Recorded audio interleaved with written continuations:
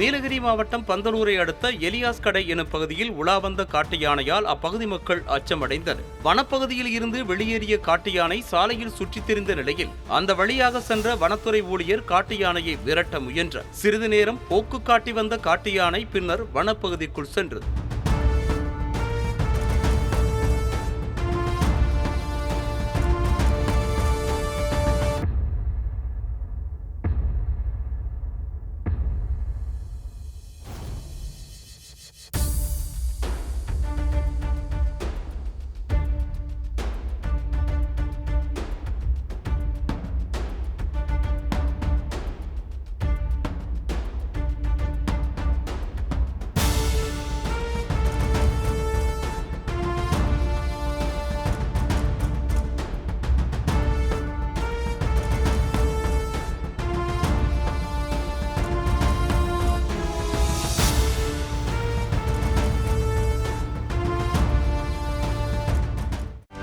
செய்திகளை உடனுக்குடனும் துல்லியமாகவும் தெரிந்து கொள்ள சப்ஸ்கிரைப் பண்ணுங்க.